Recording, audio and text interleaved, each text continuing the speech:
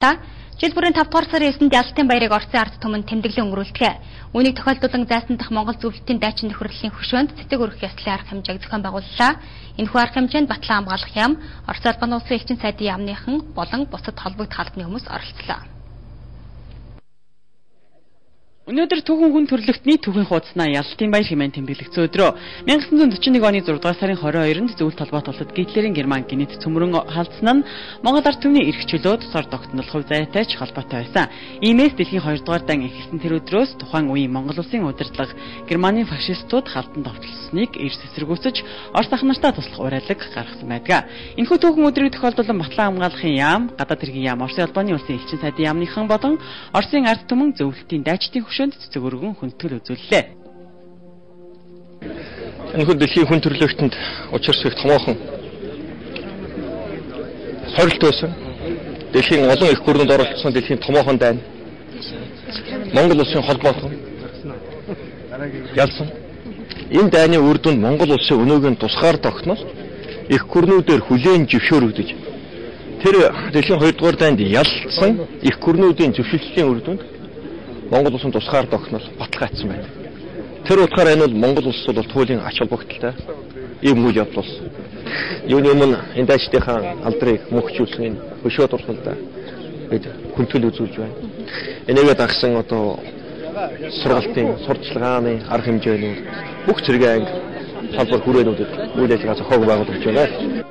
1943 онд Монгол улсын баг хурлцгийн газрын шийдвэрээр нис хонгоцны Монгол ард эскадрил хувьсгалт Монголын танкын цуваг хүлээлгэн өгсөн нь улаан аримд өгсөн хамгийн том бэлэг байсныг түүхэнд тэмдэглэжээ. Түүхийн тэрхүү дурсгал зүйлсийн нэг болох танк өдгөө зөвлөлтийн дайчдын хөшөө нэртэйгээр зайсан толгойд сүндэрлэж байгаа нэ. Энэхүү дайнд 61 улс орон буюу дэлхийн хүн амын 80 орчим хувь нь оролцсон байдаг. Цэргийн албанд 115 сая хүн татагдсан бөгөөд нийт 70 сая хүн ам өргөцсөний их нь энгийн ард иргэд байсан гэдгээ. Агуу хорны дайны одоо Ялалтын баяр гэдэг дэлхийн одоо 2 дугаар дан гэдэг бол одоо 65 сая хүн амь өргөцсөн. Ийм учраас цэргийн бас одоо 30 сая хүн амь өргөцсөн. Тийм учраас энэ их дайнд бид нар зөв судад усад бас сурч амьдарч байсан учраас бас энэ дан гэдэг бол агуу. Тийм учраас Оросын ард түмнийг бид нар хизээш хаач хүндж явах хэрэгтэй. Зөвлөлтийн ард түмэн одоо фашизмыг ялсан энэ түүхт одоо баярт өдөр одоо бас монголчууд бид нэр ингэж хуваалцж тэмдэглэж одоо дадсан ийм одоо хүмүүс яагаад гэвэл одоо фашизмын даралаас дэлхийн нийтийг одоо зөвлөлтийн ард түмэн баатарлагаа явуулж ялдыг авчирснээр бид нар ч гэсэн ийм сайхан амьдралтай явж байгаа гэж ингэж ойлгодог. Зөвлөлтийн ард түмэнд одоо энэ Ялалтын баярын мэнд хүргье. Монголын ард түмэнд зөвлөлтийн ард түмэн энэ найрамдтай хичээнэ тэмдэглэж энэ баяр өмд болгон тэмдэглэж байгаад баярлаж байна. Цаашдаа өмд болгон тэмдэглэн зөвлөлтийн ард түмэн манай ард түмэн дайны хүнчлэлүүдтэй одоо манай ард түмэн бол их тусламж өгч байсан. Монгол танкын цуваа явуулж байсан.